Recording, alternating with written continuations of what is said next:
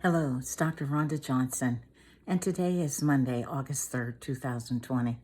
And today I'm going to be talking about people's opinions in the battle against COVID-19.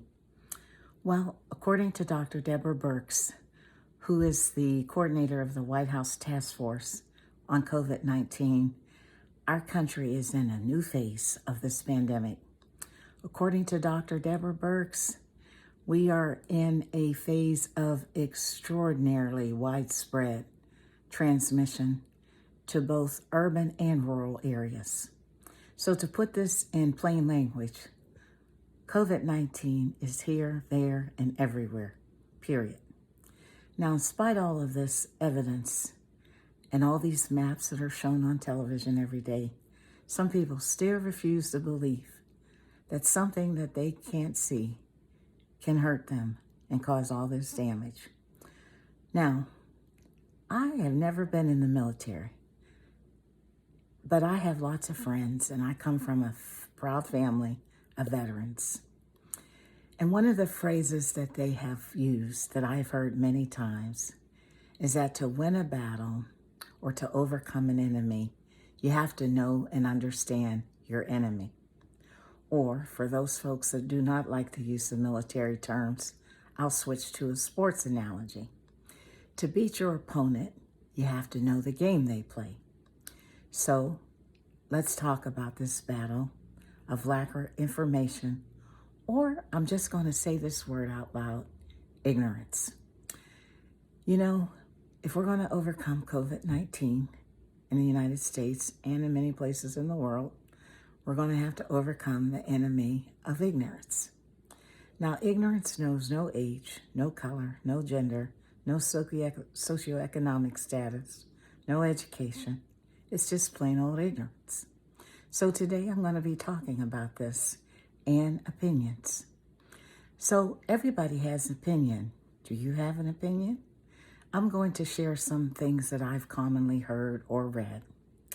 Well, that this virus is just going to go away. Or there's too much fear being generated in this pandemic. How about this? People should just make their own choices. There's just too much economic devastation, mental illness, substance abuse, social devastation. So everything should just be reopened and let people make their own decisions. How about this? This virus is just fake news. How about this? Everybody dies at some point. What is the point of being alive if you're not living? How about this one? Well, if everyone that's young got the disease, we'd have herd immunity, and then the elderly could shelter in place, and this could all be over in a couple of months. Well, we've heard about this one. Wearing a mask is a personal choice. How about this opinion? Some communities have a higher infection rate than the general population. That's their problem. That's not the problem for the rest of us. Well, again, that's just the tip of the iceberg. I also read an article today from a doctor who had expressed his opinion. Now, he's a chief medical officer at a hospital in Houston, Texas, and unlike that doctor who we heard on that viral video, this doctor really is on the front line fighting COVID-19. And this doctor, and I'll quote, said, "I'm pretty much fighting two wars, a war against COVID and a war against stupidity. And the problem is that for the first one, I have some hope about winning. But the second one is becoming more and more difficult." The doctor noted that whether it's information that's backed by science or common sense, people throughout the United States just aren't listening. And the thing that annoyed him the most is that doctors and healthcare workers keep doing their best to save all these people's lives.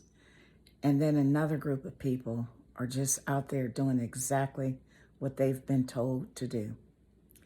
Now, I don't have any answers for fixing ignorance. And it takes a long time to fix ignorance, I think. But the problem is we're on a race against time with this pandemic because this virus is so highly contagious. And ignorance translates into more and more infections, and unfortunately and sadly, more and more deaths. So I wish some of these people who had all these doubts and who had all these opinions about whether this pandemic is real could talk to some people who survived COVID-19. One thing I know is nobody wants to ever have it again. I wish they could talk to people who are taking care of folks that have been on ventilators for months in the hospital.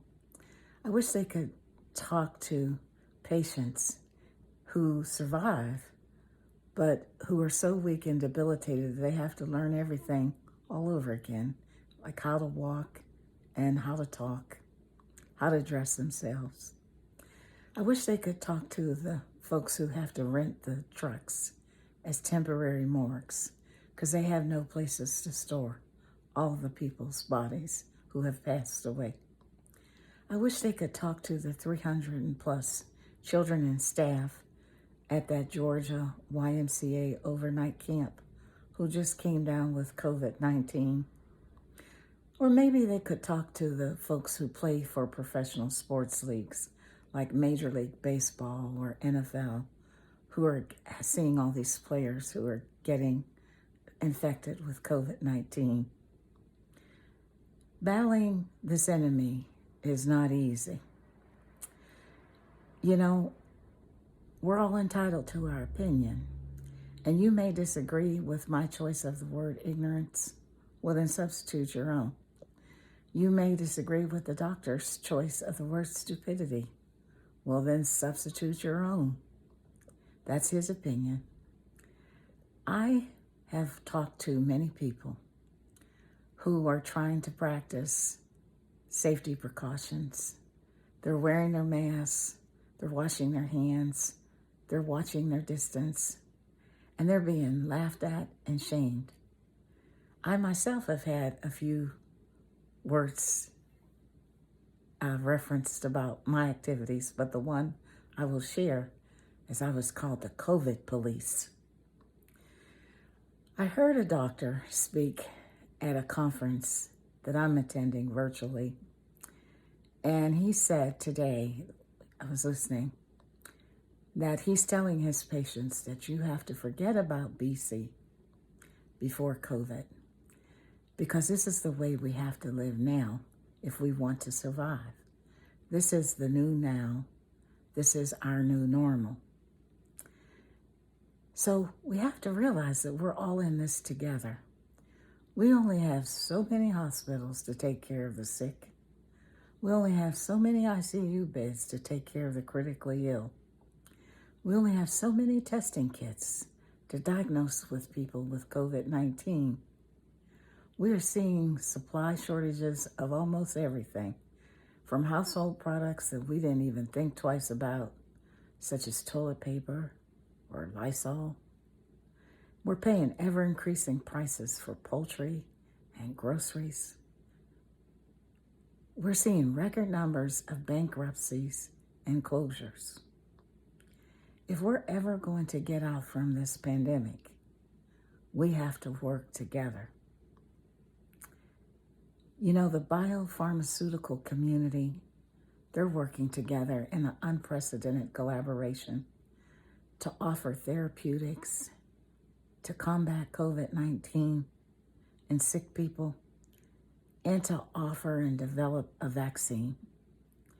I hope that we ordinary people can work together too. The enemy of ignorance has to be eliminated. The costs of not winning this battle are just too high to be sustainable. So that's my message today. This is Dr. Rhonda Johnson. My views are my own. My only goal is to inform and educate so we can all stay alive during this pandemic. Have a blessed day.